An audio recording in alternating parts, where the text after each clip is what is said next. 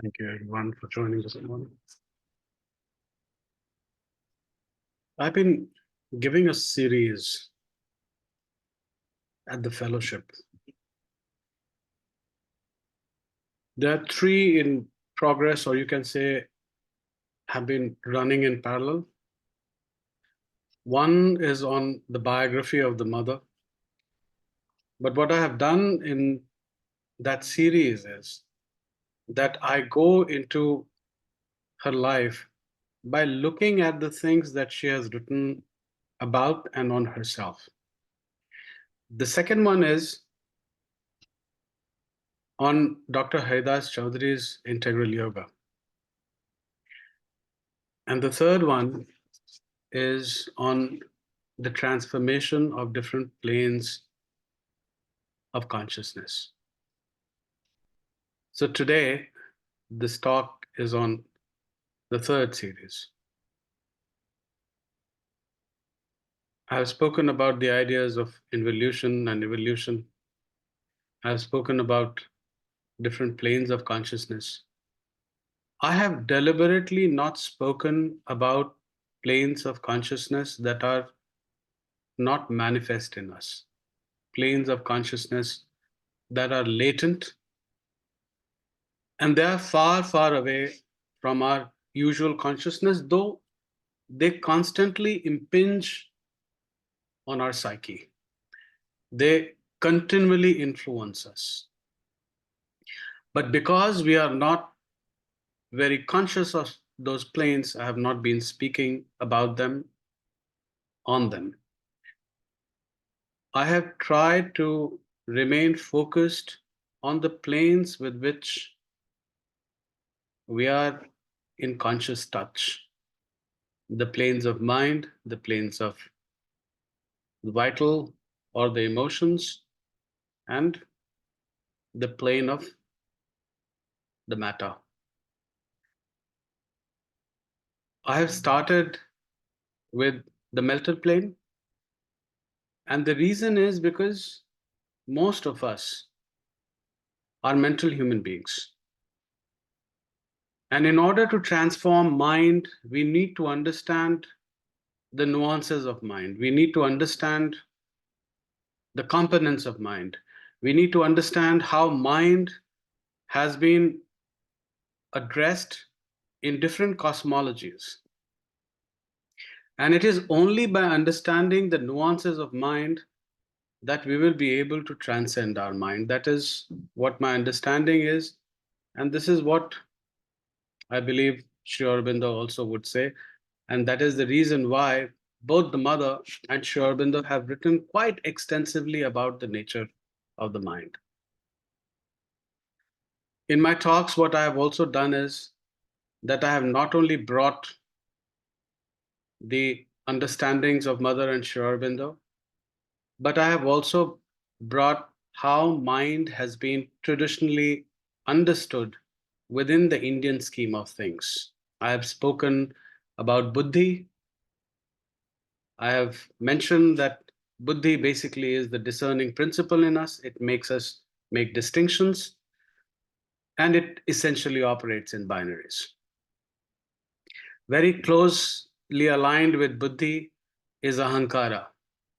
I want to emphasize this point once again, that in the traditional scheme of things coming from India, ego is part of the mind. And ego is closely entwined with Buddhi, which operates in binaries. So, however, we may say that we are egoless human beings or we have transcended our ego, if our mental consciousness is operating in binaries, we would want to know that ego is exerting a very strong influence on our lives.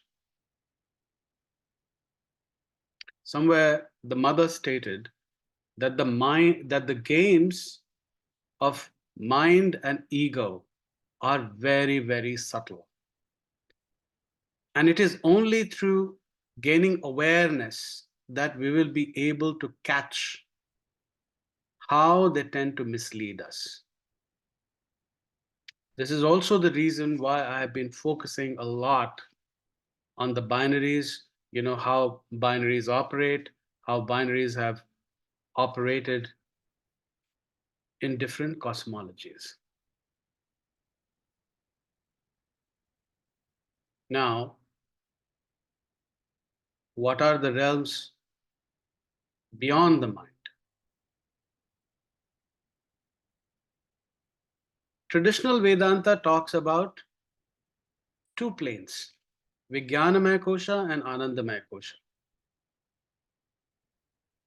Planes of intuition and bliss. Sri Aurobindo is much more nuanced in the descriptions. He speaks about the planes of higher mind, illumined mind, intuition, overmind, and supermind. Today, we are going to focus on higher mind and just a little bit on planes of illumined mind and intuition. So before I come to higher mind,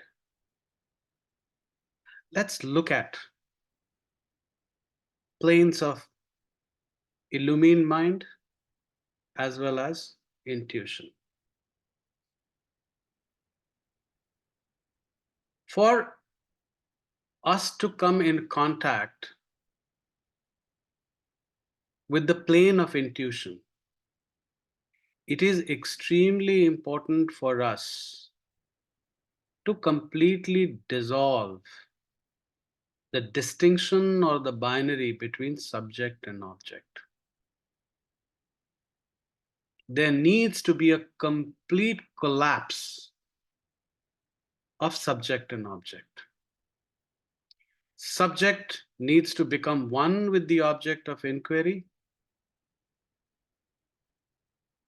and the object of inquiry must vanish. In this plane, when this collapse happens, we get knowledge by identity. We become one with what we are seeking. There is no distinction. And this is when profound intuitions arise in us. In usual academia, what is it that is happening? There's object of inquiry, there's subject. For the longest period of time, object or the objective world was privileged. Subject or subjective world was completely suppressed. It was suppressed to such an extent that you could not even write your papers in first person. You had to describe yourself as the author, even while you were talking about yourself. This was the paradigm of modernism, where objective or the pursuit of objective was privileged. The paradigm of modernism began to get challenged by the paradigm of postmodernism. Postmodernism is extremely varied. But what it did was that it started privileging subjective against objective. In a certain sense, you can say that it started releasing the subject from the prison house of the object. Started releasing the subjective from the prison house of the objective. And that is why, if you will sum up postmodernism, postmodernism basically says that knowledge is relative with respect to individuals, frameworks, paradigms, cultures, and so on and so forth. When you look at all the different postmodern approaches, this is to what you will come. And then there are certain approaches that will put subject and object in a dialectical relationship. Subject determines object, object determines subject. Subjective determines objective, objective determines subjective. But there's a world which is way beyond all of these. That world is where there is a complete collapse of this distinction or this binary between subjective and objective, where not even this dialectical relationship which academia is talking about currently exists. And this is where, or when, intuitions begin to emerge. And that is why, in my classes, I teach my students that when they are pursuing something, however secular, quote unquote, the pursuit one may be, try and become one with that object of pursuit. If you're studying Freud, for instance, try and become one with Freud. If you're studying Foucault, try and become one with Foucault or any of the philosophers. When this approach is there, these thinkers or these writers, they begin to speak to you in profound ways. Intuitions begin to arise. And you yourself will be surprised by what you're going to find or what you find.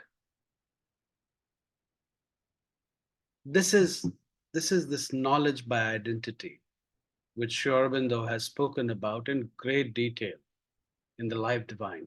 And as I said, this part of the series, I'm going to unfold all of these very, very gradually.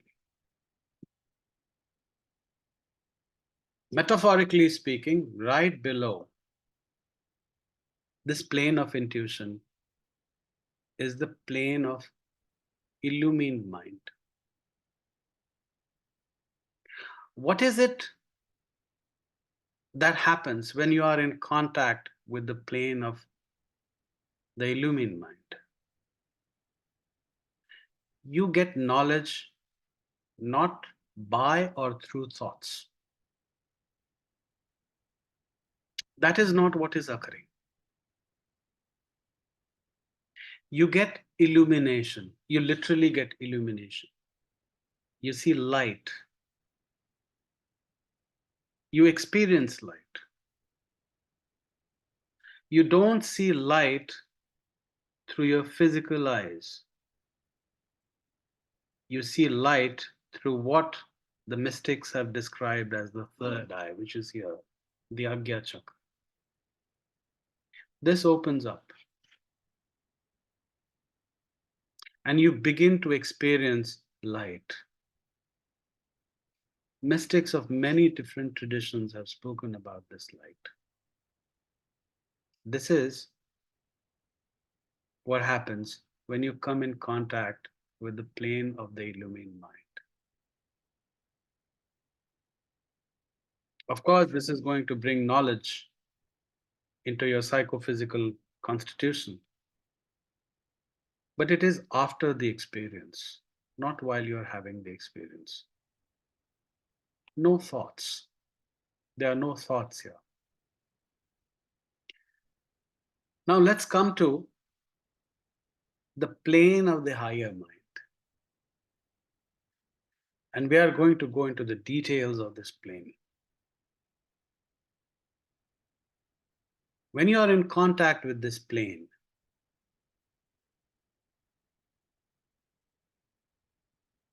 your illumination happens through thoughts, surprisingly enough. This is a plane of sublime thoughts. Thoughts that are not coming from the mind, but thoughts that are coming from higher spiritual planes.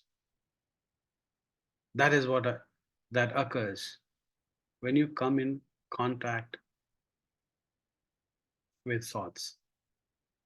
There's a reason, why I have picked this topic up today. And it is basically because how mind has been discussed in different cosmologies. First I'll talk about Western cosmology, and then I'll talk about the Indian cosmology. And then I will talk about, the importance of the higher mind.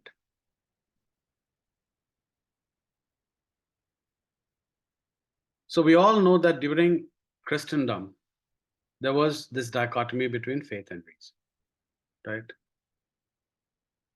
Faith was completely suppressed.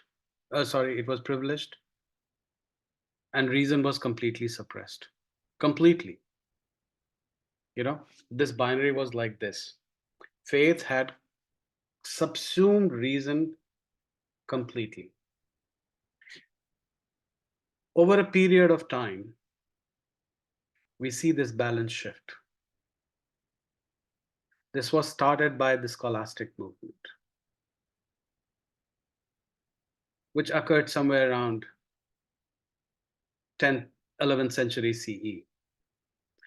With the emergence of this movement, reason began to emerge slowly. But this emergence of reason took speed when we enter the period of Renaissance. So for about 200 years, reason liberates itself from the shackles of faith. Then we have enlightenment. What happens? Reason privileges itself, faith is completely suppressed. And with that, God, interestingly, also gets suppressed. Reason comes here. There's another binary or another dichotomy which is prevalent in this part of our world. Reason, emotion binary. In the paradigm of enlightenment, reason also suppressed emotion. As a challenge to enlightenment, we have romanticism. And in romanticism, emotion begins to get liberated from the shackles of reason. This is what happened in Europe. Now, practically, this is what happened during the countercultural revolution as well. And because we have been talking about the problem of binaries or how binaries operate, when this emergence happened, mind got suppressed. So all the different institutions and schools that have been influenced by the countercultural revolution are also anti-intellectual. They are anti-mind. Now what happens is that in this anti-stance, thoughts get suppressed. Mind has a problem for sure from the spiritual standpoint. Mind will never take you to knowledge. Mind does not operate that way. The spiritual traditions are unanimous in contending this, that mind is an instrument of ignorance. It is not an instrument of knowledge. But mind is also conflated with thoughts. So when we become anti-mind, thoughts also get suppressed. And because of this suppression, what happens is that we do not remain open to profound thoughts that may come to us when we come in contact with the higher mind.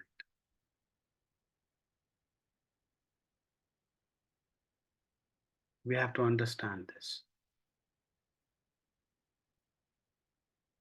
Let me take you to the Indian tradition. In Vedanta, what is it that you learn? You're not your body, you're not your emotions, you're not your mind.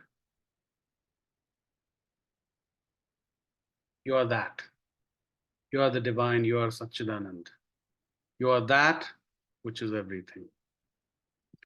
Here also, mind gets underplayed. But there is one tradition, the tradition of Mahayana Buddhism, which uses mind to the hilt to deconstruct itself. It is the use of mind to understand the limitations of mind for its eventual transcendence. This is something very beautiful that we have in Mahayana Buddhism. It's not operating in binaries. While it is contending that as long as you are operating from the plane of mind, you are not going to get pragya.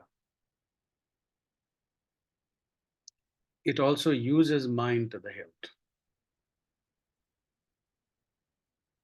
One of its exponents says that mind can take one or more of the following positions.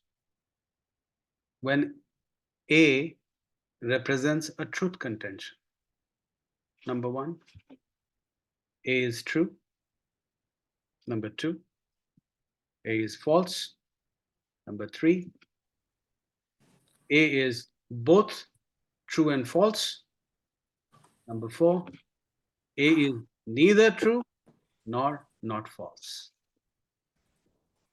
These are the four positions that mind can actually take.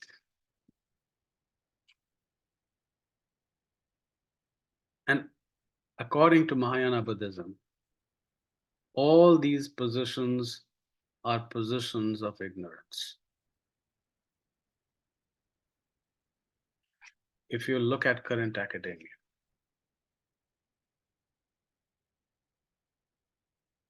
you know, it usually operates in positions 1 and 2. I have done some research, I have published some papers, where number 3 and number 4 are being spoken about. We'll have discussions on that some other day. So what is occurring here? The use of mind to understand its limitations for its eventual transcendence. When we understand, these ways in which mind has been discussed, we will be able to appreciate what the higher mind represents and what happens to us when we come in contact with the higher mind. Thoughts have space in the spiritual world, and it is important that we recognize. By suppressing mind, we have been suppressing thoughts. We have not been open to thoughts. So my idea is that we need to do things simultaneously. Recognize the limitations of intellect and also recognize the importance of intellect. And once again, this comes by breaking the binaries that we actually have. In terms of describing the higher mind, what I'm going to do is that I am going to use a passage from Sri Aurobindo, from the Life Divine, and then unfold the rest of the talk. This is from the Life Divine, pages 939 to 41. Our first decisive step out of human intelligence, our normal mentality, is an ascent into a higher mind. A mind no longer of mingled light and obscurity of half light, but a large clarity of spirit. Its basic substance is a Unitarian sense of being with a powerful multiple dynamization capable of formation of multitude of aspects of knowledge. Ways of action, forms and significance of becoming, of all of which there's a spontaneous inherent knowledge. Knowledge comes to us from all different directions at this point in time.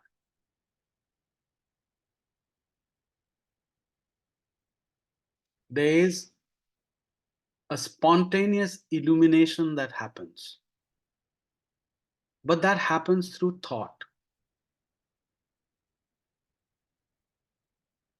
And my understanding is that given that we are evolving, this aspect is very, very important in academia.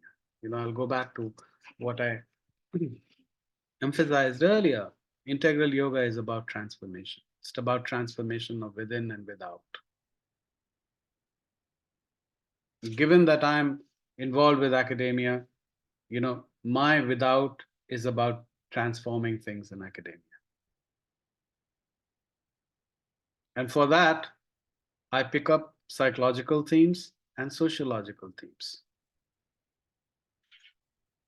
For sociological themes, I will be picking up the human cycle in the future, and all these things that we spoke about, how mind has moved through Renaissance, Enlightenment, Romanticism, Modernism, and Postmodernism, and so on and so forth, are beautifully covered in various ages that Sri Aurobindo has spoken about in the human cycle. These ideas, they will begin to make more sense. So that is something that I'm going to take in the future. But here, let's focus on higher mind. It is therefore a power that has proceeded from the overmind.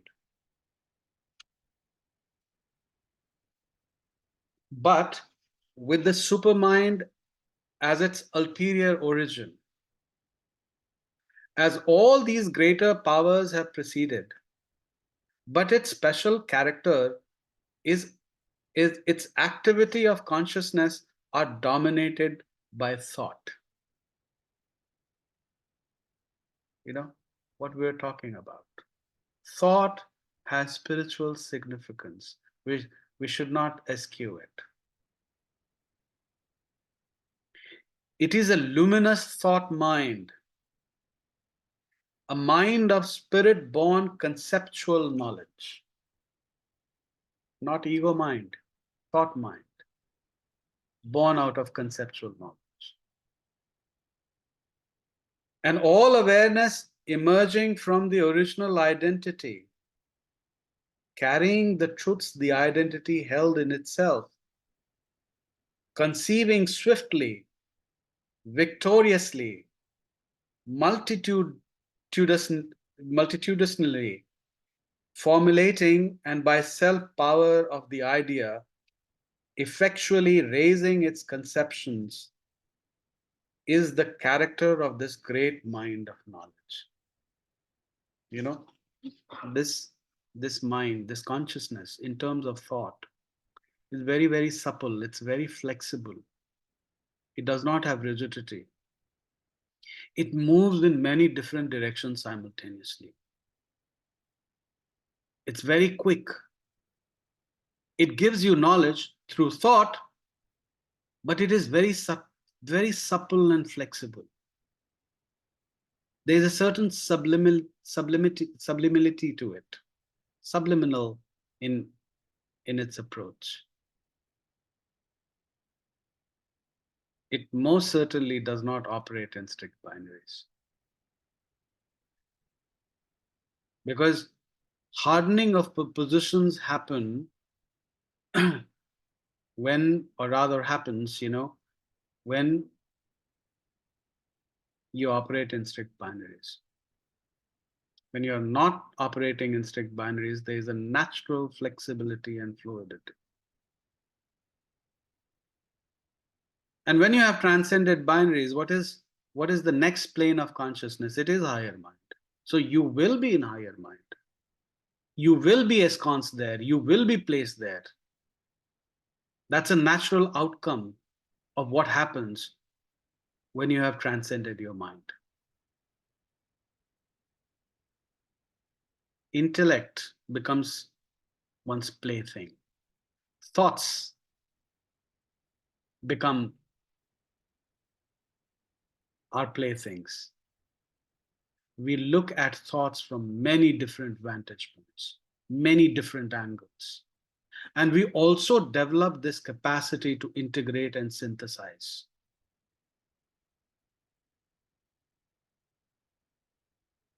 And one does it with a lot of swiftness and quickness. That is the beauty of the higher mind. So I would say that as we engage in the transcendence of the mind, as we engage in silencing our mind,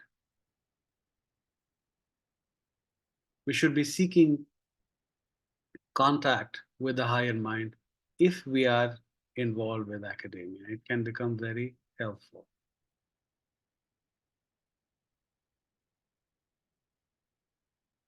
Academia influences, the world at this point in time. The world is not influenced by mystics in an overt way. It is academia which is influencing the world. This kind of cognition is the last that emerges from the original spiritual identity before the initiation of separative knowledge.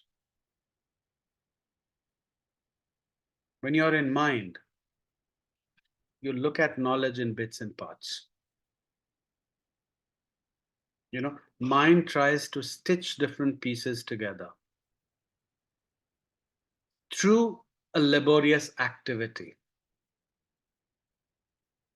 Higher mind does not operate that way. This is the first step that you take when you get out of separative knowledge, which is characterized by mental consciousness.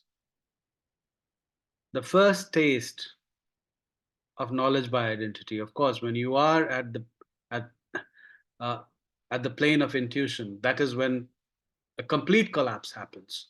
But when you are at higher mind, that is when you get the first taste of knowledge by identity. Even knowledge by identity, is gradual, it is sequential.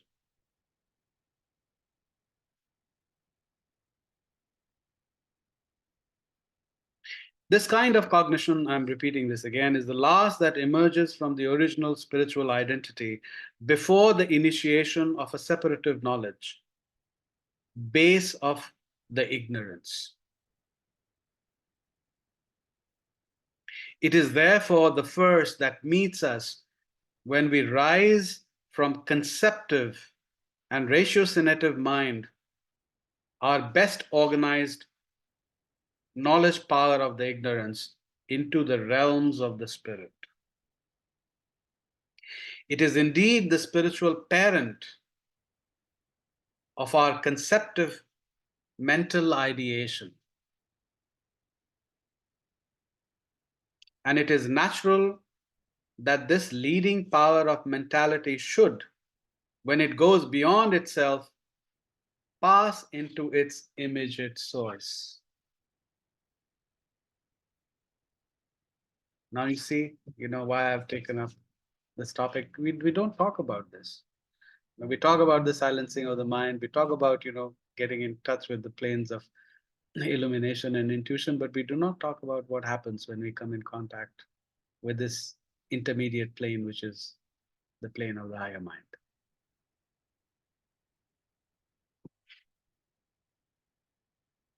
But here in this greater thought, there is no need of a seeking and self-critical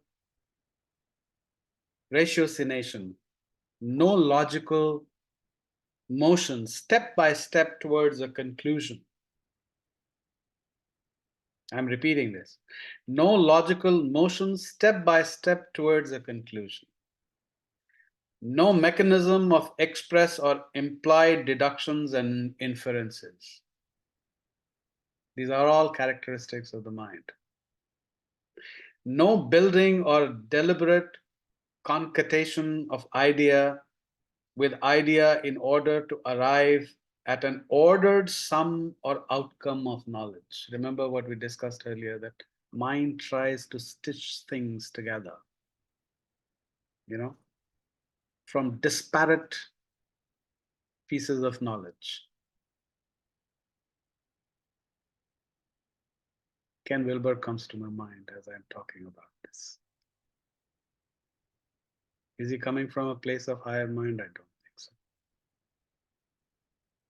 Good mind for sure, bringing different ideas together, stitching it to create his integral framework. Very laborious activity for sure, for which we must give him credit. But this is the process, which has been followed. Let me repeat this again, because this is absolutely beautiful. Something that that we would want to meditate on.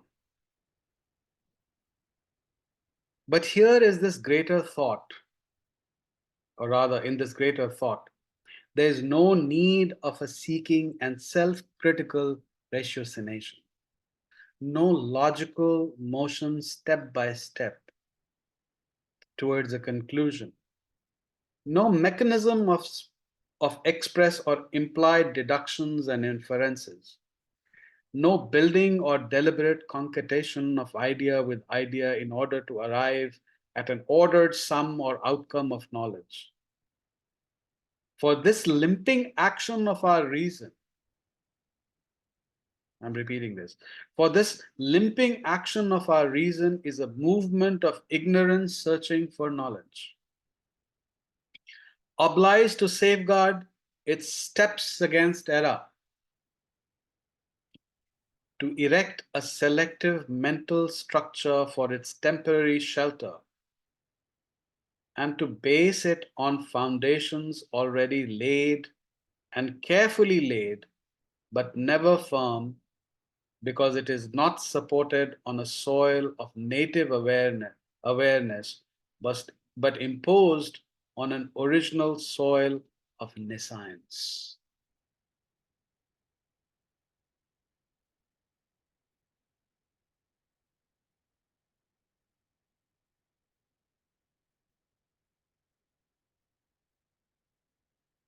What a beautiful description of reason. Let me read this again. I hope this is exciting. I'm going very slow with it. I want this to sink in us. For this limping action of our reason is a movement of ignorance searching for knowledge, obliged to safeguard its step against error, to erect a selective mental structure for its temporary shelter, and to base it on foundations already laid and carefully laid, but never firm, because it is not supported on a soil of native awareness, but imposed on an original soil of nescience.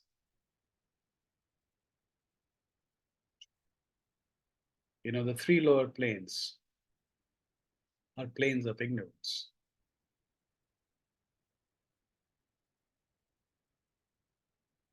There is not here either that other way of our mind at its keenest and swiftest, a rapid, hazardous divination and insight, a play of the searchlight of intelligence probing into the little known or unknown.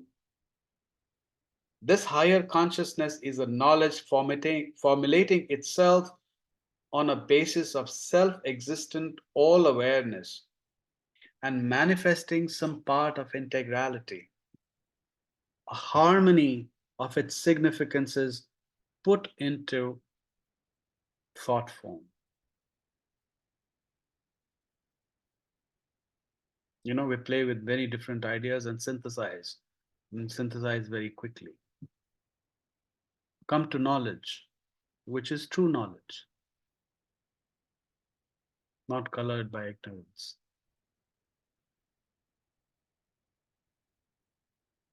Just a few minutes more, and then I will open it up for discussions. It can freely express itself in single ideas, but its most characteristic movement is a mass ideation, a system of totality of truth seeking at a single view. The relations of idea with idea, how different ideas are connected with one another. This is something that we do when we engage in a genealogy of thought. I always say that thoughts do not arise in a vacuum. They are interconnected with one another. Let's look at all these interconnections. Let us see how ideas over a period of time have emerged, the ideas that have truth value.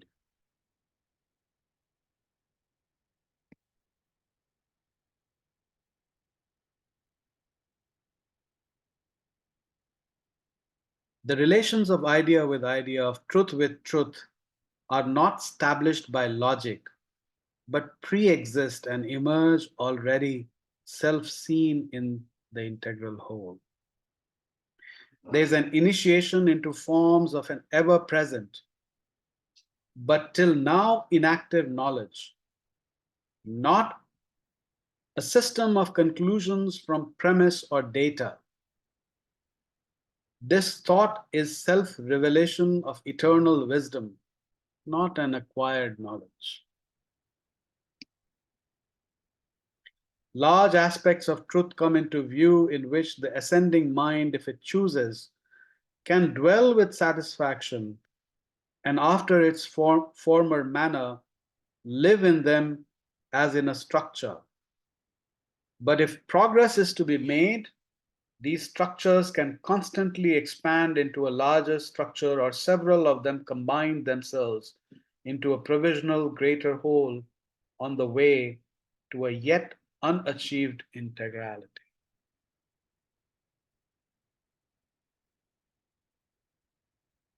These can be provisional formations. What is it that is occurring here? We are moving from truth to truth. We are not moving from ignorance to ignorance. What has been gained at higher mind is only going to get expanded as the journey deepens. And this is the beauty of it. In the integral worldview, nothing is final.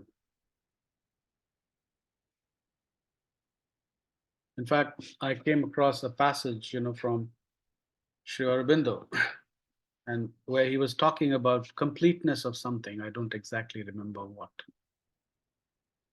And right next to that, he says, completeness in terms of our experience.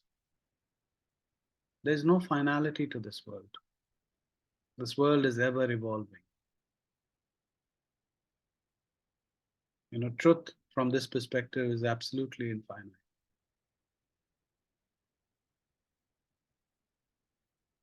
And from what I've read of them, despite the beauty that they have gone into, they have kept their own knowledge system as provisional as well,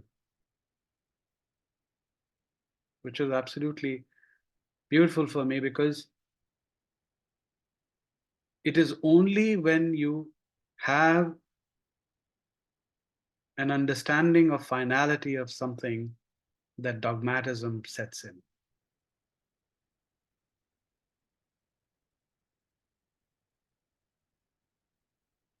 When there's no finality to knowledge, seeking always remains. One is always seeking at every given moment.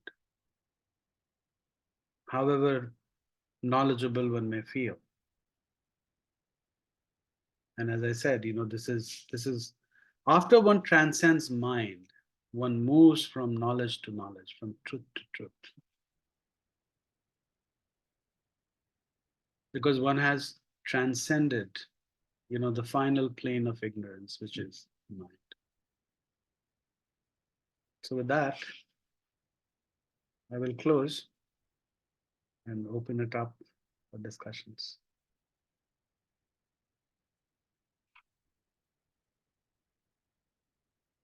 Yes, Don. Hi, Dr. Singh. This was fantastic. Just fantastic, of course. My question is about, as academics and trying to relate to people who are not in higher mind and with our work, and also especially in research, right? As we both have explored, being able to how like what is the process of bringing that higher mind into the research world? And like the way I've seen it is that having the soil be the higher mind, everything is coming from that soil, everything, we also do, it feels like we need to stitch it together. Like it's like we have to be able to make sense of it for the people reading it, right? So how do we stay in that higher mind when we're trying to, it feels like bringing the logic in, but I'm wondering if I'm a little skewed with the way I'm seeing that. Does that make sense to you? Absolutely. Absolutely. See, Sri Aurobindo talks about a process called ascent and integrate, which has been renamed or repackaged by Wilbur as transcend and include, Mm.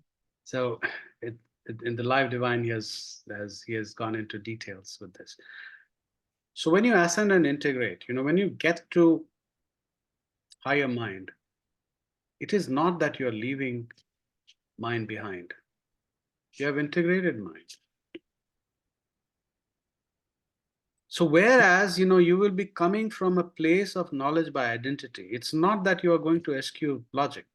Mm. On the contrary, you'll be extremely logical. You will make sense. But you will not be engaging in this laborious process of stitching things together. Mm. If you're not logical, you will not be able to convey your ideas to people. You have Yes. to you have to take the logic of the situation into account. Right? Yes. I mean, I believe that even while I, dispensed this presentation, I was logical, right? Yes. I tried to Absolutely. use my logic. Mm-hmm. So it is not that that you turn illogical, but what you do is that you transcend and integrate Mm-hmm. logic. So the higher mind is always integrated into everything. Once that's our perspective, That's right. once that's our frame of being, Yes. everything, even including our logic, becomes from that higher mind if you integrate it. Yes. Beautiful. Thank you. And I also feel that that when you're operating from the place of higher mind, it increases your choices and possibilities of engaging with situation or situations at hand. In a certain sense, you can say that it is mysterious, but it is effective, it is efficacious. And its beauty can only be seen, in how it manifests itself practically. Yes. I would not say that there are set, rules or patterns, but you will see it work. It works at a particular given moment. Yes. We see the results, but we will try not to create a mental structure out of it. There's no mental structure, There are no rules, if you will.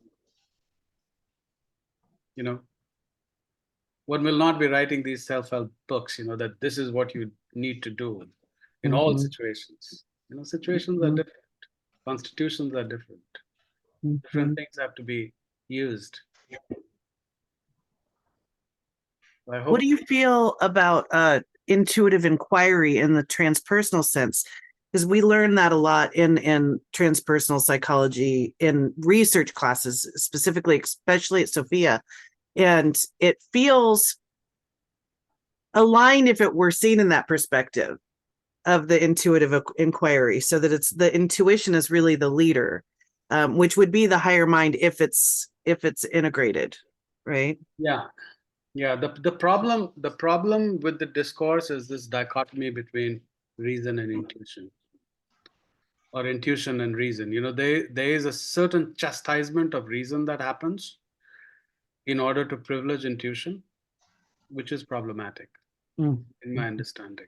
And that is why, um, you know, I would say that we need to very closely investigate the operations of various binaries that are present in the transpersonal world as well.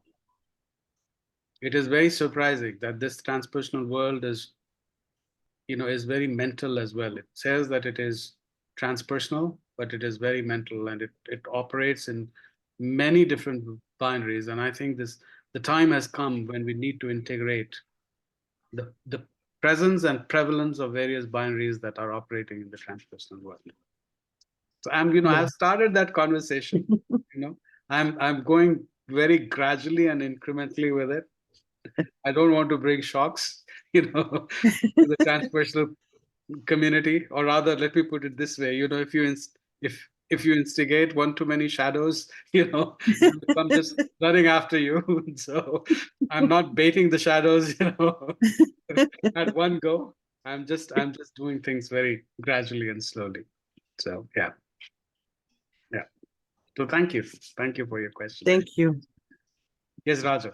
So I was gonna, by the way, I appreciated your presentation quite a lot, and there's a lot to um, work with there, and I look forward to listening to the copy again to help me integrate it. So I was going to ask a question that was similar to your question, Dawn, but not in the context of academia, in a different context. And I think the answer is going to be kind of the same, really. But I'll ask the question anyway. I was thinking of the problem on a kind of a coarser level, the political conversations that we have in our world. And I know, just to be transparent, coming from the left, I know that when people on the left are dialoguing with many people on the right, there's a sense of irrationality that can't be broken through. And so I've got two things to say about that. One is, how do we trigger that? How do we break through that?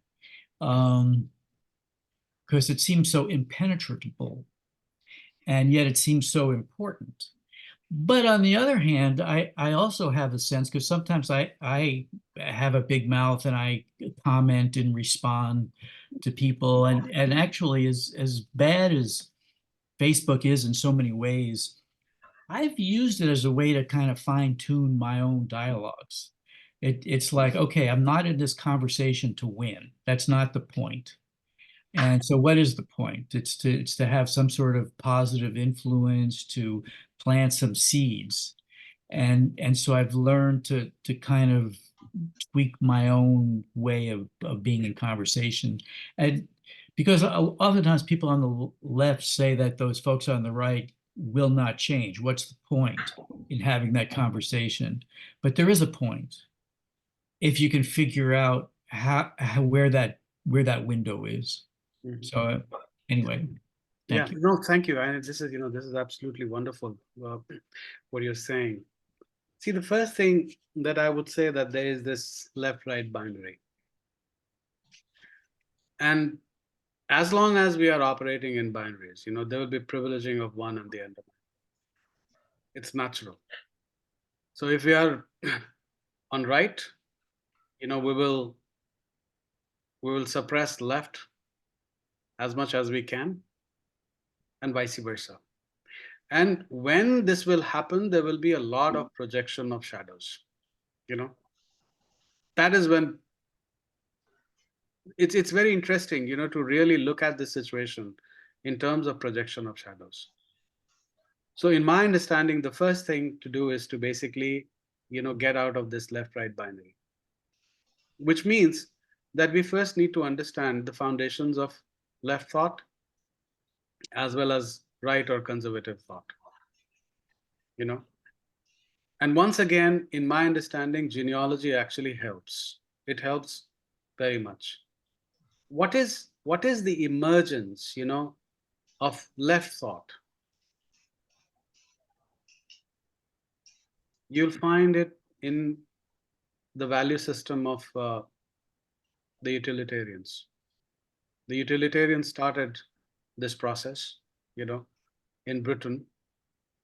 It was uh, it was picked up by the Jacobins, I guess, who were involved in the French Revolution. And then this utilitarian movement led to profound parliamentary reforms in Britain in 1832. And this utilitarian thought gave rise to both the liberal as well as Marxist thought. So how did this thought actually emerge? That is something that needs to be looked into. In most circumstances, I feel that people take positions without actually investigating, what constitutes right and what constitutes left. And the moment this binary happens, there's this boxing match that starts. I would say that there are problems on both the sides and beauty on both the sides. No side, in my understanding, is actually clean. And once I take this position, of course, it does not make me anyone's friend. What happens is that you are able to see both sides of the coin. And there's truth on both the sides. And I think those truths need to be investigated. If those truths are not investigated, then there will be this massive projection of our own shadow. Like, for instance, a lot of people on the left project their own shadows onto Trump. I'm not giving him a clean chit. I'm certainly not defending him.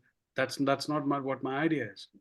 But one thing I'm very clear about is that there is a lot of shadow projection that also happens, which needs to be looked into. Until unless that happens, there will be this boxing match. There's no way out of it. So the transcendence of this left by right binary and investigating the thought of both left as well as right in completeness, involving nuances, and then taking a position. In that situation, one can take a position, but one will not be filled with rage. The kind of rage that we see when these conversations start. In fact, I'll be very honest. When I took over as the president of this place, I would not even want people to start that conversation. It's very divisive. But given that, that we have been doing work on binaries and, for some time now, that I feel that, that we have come to a place where we can begin these conversations. The problem is not with positions. The problem is with getting in constant strict binaries. So does that address, your Your question, Roger, I don't, you know, I'm sure it's not satisfying you, but Oh, thank you. Yes, Bam. You're on mute, Bam. Okay, sorry. Yes, thanks, Kundan. Yeah, I thought maybe I'll share something also related, if not exactly on the topic 100%, but yeah, you talked about the overmind mostly today, or also the higher ranges. So that's talking about something, and then as part of your talk, you had Sri Aurobindo talk about the overmind, which is talking from the experience of overmind. So that's another level.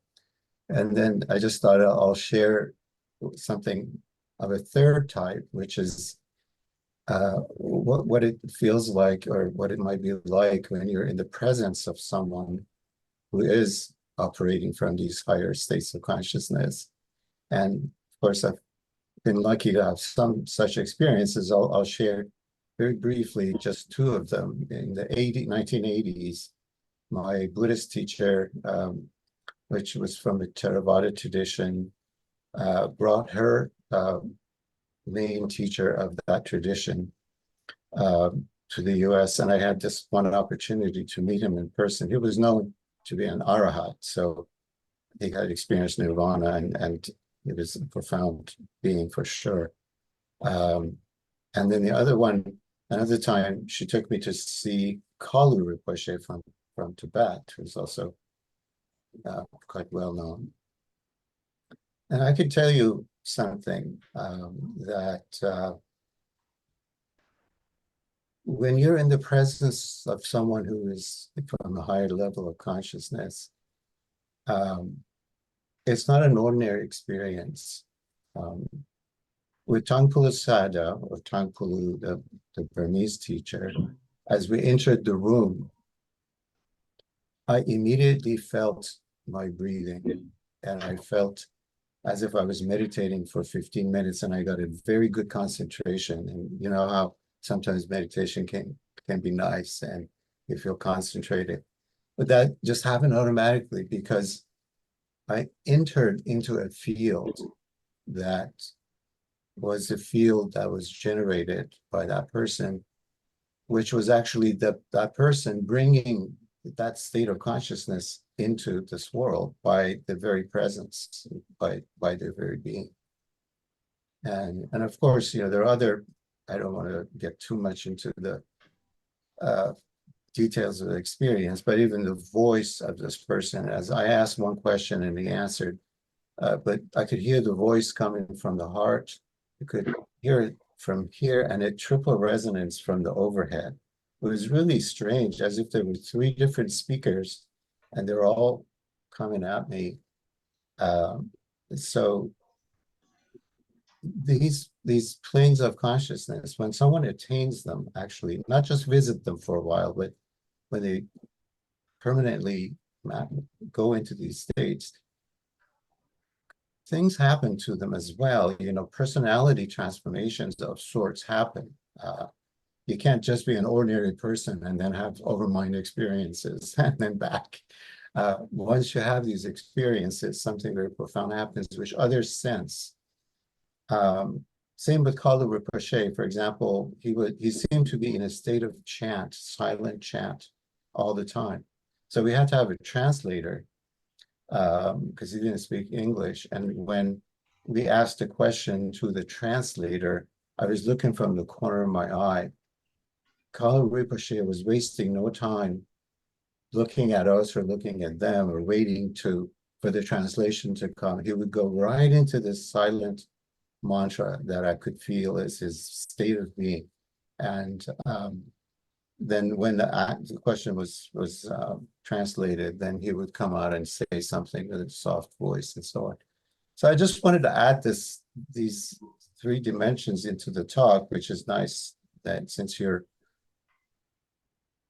bringing us closer to these experiences, as you said, you'd like to start these conversations. I just wanted to also add a dimension to it by saying that, yeah, it's these experiences are really profound, you know, and it's also easy to think that one has these experiences, you know, it's easy to have experiences that we think is this or we think is that, but the sign of it is that there will be absolute transformation and others will feel it. So that's something that I wanted to share. Yeah, thank you. Thank you. Yeah, I myself have experienced certain things. There's one yogi whose darshan I have intermittently in India, and I can safely say that I have a sample size of at least 30 experiences where I don't need to open my mouth in order for him to address what I was going to ask him. Yeah. And I won't go into the details, but with him, I've also experienced that you don't really need physical eyes to see. Yeah. So these are, these are very distinct experiences that I've had, and I completely concur with you that when you get into the field of such kinds of people, you know that there's something there. I Amachi has an ashram here in the Bay Area, and when she comes, I go for her darshan. And I can tell you this, Baman, for the entire time that I'm there, my eyes are just glued to her like that. It just doesn't blink. I don't think I have that experience, with anyone. I'm just looking at her like that for the entire time that I'm there. Sometimes, I'm there for the full night. But that is the kind of experience that I have. It's like you feel that everything has come to a standstill. Or if you would go to, let's say, for instance, the Mother and Sri Aurobindo, there's a lot of noise in Pondicherry as a city, right? But around that samadhi, there's this profound silence. What happens to that noise? Either the noise is not there or you don't feel it, but something happens almost in the middle of the city in so much of chaos. You feel that silence. Where is that silence coming from? So these experiences are real, you know, and I think that is what happens when one evolves spiritually and gradually. You feel a certain field around that individual, and the people who are realized beings, they carry this massive field around themselves, and the moment you enter that field, you feel it, you experience it. So thank you very much, for bringing this, because you know this is our collective incremental journey, and through having all these conversations, week after week, month after month, we will get deeper into our own conversations, because the divinity within us is waiting to manifest. We just have to create the right kind of atmosphere, within this fellowship of ours. Yeah. I'll come to you, Ted, later. Barbara has her hand up, so yes, Barbara. Thank you so much, Kundan, for these talks and this one today. And Bauman and Roger. I'm curious about the person that you go to see whenever they come to San Francisco, I imagine, or I don't know. Who's that? I didn't understand. Her name is Amachi. Oh, Amici. Okay. Yeah, she's a sage. I know. Yes, I know. Yeah, Wonderful. Yeah. Yeah, wonderful. The other one that I was talking about, he lives in a very remote corner of India, but he certainly is a realized soul, given the kind of experiences that I've had with him. Mm-hmm. Yeah. in terms of, to bring it not necessarily down, because down and up are also a binary. But in terms of, and maybe I don't know if this is just to piggyback on some of the things that Roger was bringing up. And sure, there's left and right, but there are also different flavors and different abilities to be with left and right. And you were referring to that, kind of a transcending of the binary inclusively. And I actually, Roger, I appreciate some of the things we interact on the social media. And what I find, I mean, sometimes I get into it, I just every once in a while, but I don't have very many people who are on the Mr. Trump's end of things.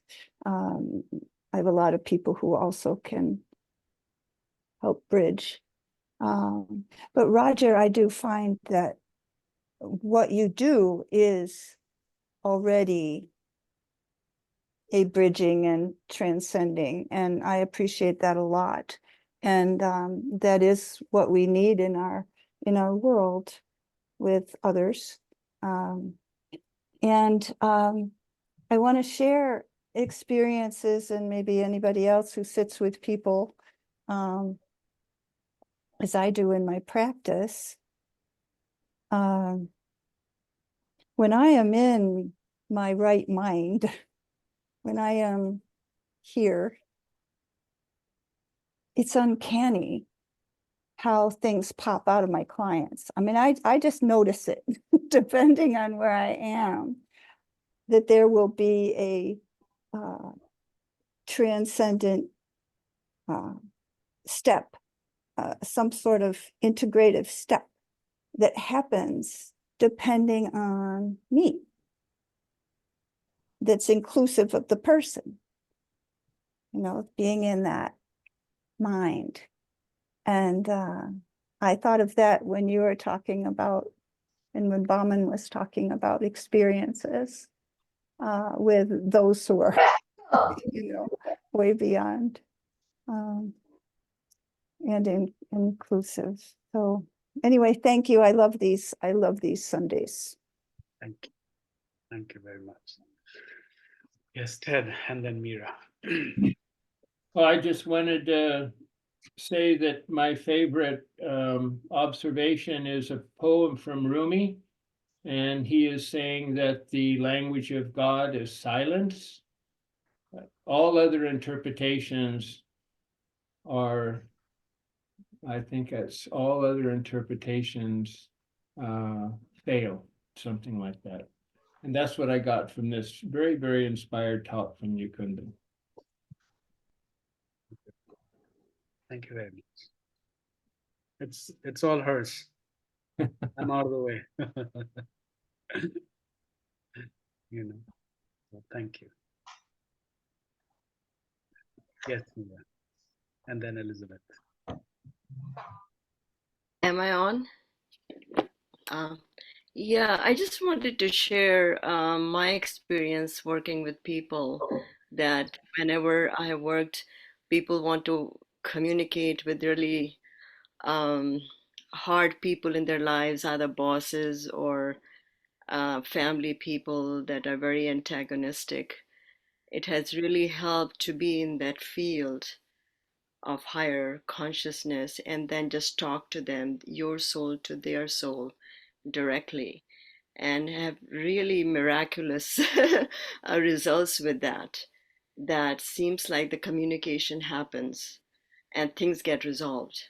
The other person just changes and things get resolved. So I just wanted to share that we all are connected and we can just talk to people from our higher self to their higher self, because that goes beyond binary, and we are connected. And we are in that field. All of us are. Yeah. Thank you. Thank you. Thank you for that experience. Yes. Yes. Yes, Elizabeth. First of all, good to see you here. Thank you. It's wonderful to be here because all of the knowledge you imparted today is helping me to integrate a very complex experience that I had yesterday. I was in a shaman healing circle of 15 other people. So the combination of that is for knowledge and understanding. It's also for healing at an energetic level within the body.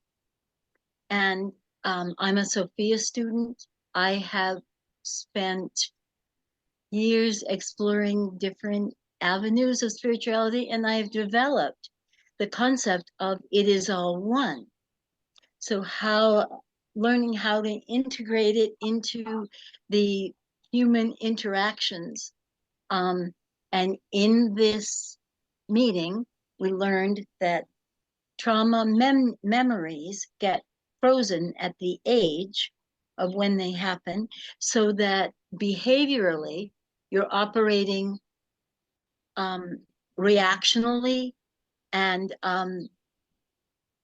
causing conflict instead of being able to be in the higher mind of resolving conflict. And it's happening at the same time. So partly it was very difficult to communicate here because my higher mind concept slipped out, like it is all one. So trauma and drama is just part of the process, was received by a lot of these people that I just don't want to take the responsibility for my own actions, and I don't really want to grow, that I'm hiding behind my spirituality. So my question really is, how do I integrate all of this and function in the real world? I'm not a therapist helping other people. I'm one of the people that needs help. And I'm growing from my learning from you. And eventually I'll have to take my place and be a leader because I do have this concept. But there's an inner conflict between myself. What part is really the spirituality? How do I function in the human world with this understanding and knowledge? And I don't fit, but I'm growing every day, and your information helped put a few pieces together. So is there a question in there that you can answer? There is. You know, you see what happens is that unconsciously there could be a binary that gets created between one and many. And just like all binaries, you know, one gets privileged and many get suppressed. And that many includes various parts of our own consciousness and being. And they all are at play.